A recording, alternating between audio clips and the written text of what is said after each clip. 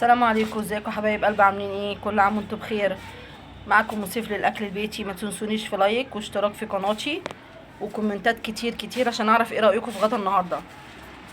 وبالله عليكم حاولوا الكومنتات تكتر وحاولوا اللايكات تكتر عشان الفيديو ينتشر وكل الناس تشوفه. وما تنسونيش في اشتراك في قناتي يا حبايبي عشان القناه ما تقفش. ووحدوا الله وصلوا على النبي ونبدا ونقول اللهم صل وسلم وبارك على سيدنا محمد وعلى اله واصحابه اجمعين. النهارده عملت صينيه بطاطس بالفراخ اهي، بصوا جميله جميله باذن الله. وعملت رز بشعريه وعملت قلقاس. تمام كده. بصوا اهي البطاطس دي انا عملتها ازاي. حطيت في الخلاط ورق لوري، وحطيت توم، وحطيت بصل، وحطيت قرنين فلفل حامي او رومي، وضربتهم في بعض كلهم وحطيتهم على صينيه البطاطس. طبعا بعد ما سلقت الفراخ ورصيتها. تمام. ما عملتهاش ني في ني لان ولادي مش بيحبوها ني في ني.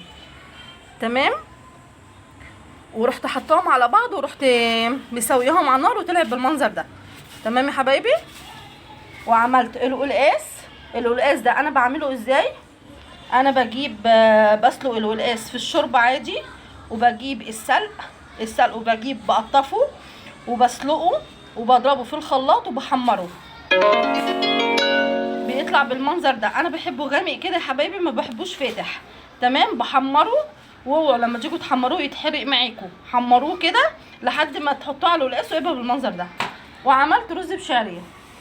ده كان غدا النهارده. اتمنى تجربوه ويعجبكم ويطلع جميل معاكم باذن الله. وانا اسفه اني بتاخر في فيديوهاتي اللي بنزلها، والله عشان معايا بس تالتة اعدادي وتالتة ثانوي. ادعوا لي ينجحوا باذن الله. ده غدا النهارده. وارجو كل اللي يشوف الفيديو يشترك في القناه بالله عليكم يا حبايبي.